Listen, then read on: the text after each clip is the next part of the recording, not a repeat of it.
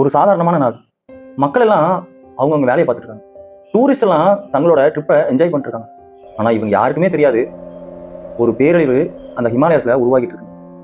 Fraction of செகண்ட்ல பனி, பாறை, சேறு, தண்ணி எல்லாம் ஒன்னா சேர்ந்து கீழே வருது. அங்கிருந்த வீடு, பாலம், என்னென்னலாம் கிடைக்குதோ எல்லாத்தையும் அழிச்சிருது.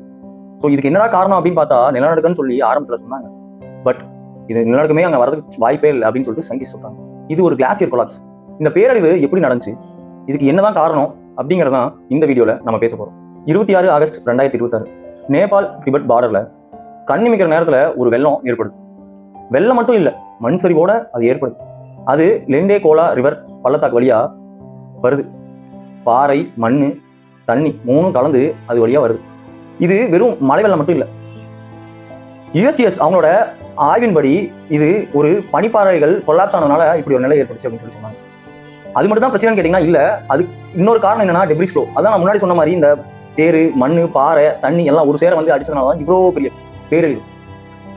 இனிஷியலா அவங்க நினைச்சது என்னன்னா இது ஒரு எர்த்குவேக் காரணம் தான். அதுக்கு என்ன ரீசன்னா செஸ்மிக் மீட்டர்ல அப்படி ஒரு ரீடிங் இருந்துச்சு. பட் அதுக்கப்புறம் அது எர்த்குவேக் காரணம் இல்லைன்னு கண்டுபிடிச்சாங்க. இந்த வெள்ளப்பெருக்குனால பல வீடுகள், ரோடு, காரு, அப்புறம் பெரிய பெரிய பில்டிங் எல்லாம் சேதமடைந்ததா ஒரு ரிப்போர்ட் சொல்லுது. கிட்டத்தட்ட 19 பாலங்கள் இந்த வெள்ளத்துல அடிச்சு செல்லப்பட்டிருக்கு. அது மட்டும் இல்லாம 40 கிலோமீட்டர் ரோடு இதனால சேதமடைஞ்சிருக்கு அப்படின்னு சொல்லிட்டு ஒரு ரிப்போர்ட் கொடுத்துருக்காங்க. ராய்டர்ஸ் அவங்களோட அனலைசிஸ் படி, அதாவது அவங்களோட ஆய்வின் படி கிட்டத்தட்ட 125 பேர் கொல்லப்பட்டிருக்காங்க. 1500 பேர் காணாம போயிருக்காங்க. மவுண்ட் கைலாஸுக்கு போன அந்த பில்கிரிம்ஸ் ஆகட்டும், டூரிஸ்ட் ஆகட்டும், அதுல நிறைய பேர் காணாம போயிருக்காங்கன்னு சொல்றாங்க. இதுல பல இந்தியர்கள் இருக்காங்கன்னு ஒரு அறிக்கை வருது. ஸோ நேபாளோட போலீஸ், ஆர்மி, இன்னும் இருக்கிற ரெஸ்கியூ டீம் எல்லாமே இந்த ரெஸ்கியூ ஆபரேஷன்ல கலந்து கொண்டு தான் இருக்காங்க. இன்னும் ரெஸ்கியூ ஆபரேஷன் போயிட்டு இருக்கு. ஆனா இதுல என்ன ஒரு சேலஞ்சிங்கான விஷயம்னா, கடினமான இந்த மவுண்டைன் ஏரியா அது ஒண்ணு, இந்த சேரும் சகதியுமா இருக்கிறது ரெண்டு விஷயம் மிகப்பெரிய சேலஞ்சிங் ஆன ஒரு விஷயமா இருக்கு. ஸோ இதுக்கு கிளைமேட் சேஞ்ச் தான் ஒரு காரணமானு கேட்டா அது அப்படி முழுக்க முழுக்க சொல்ல முடியாது. ஆனா பல வருஷமா இந்த கிளாசியர் கொலாப்ஸ், அதாவது பனிப்பாறைகள் கொலாப்ஸ் ஆகிறது, அப்புறம் இந்த பனிப்பாறை உருகிறது, இதெல்லாம் பத்தி விஞ்ஞானிகள் எப்போல இருந்து சொல்லிட்டு தான் இருக்காங்க. நேபாள நடந்த இந்த ஒரு விஷயம் நமக்கு ஒரு இயற்கை பேரழிவு மட்டும் இல்லை.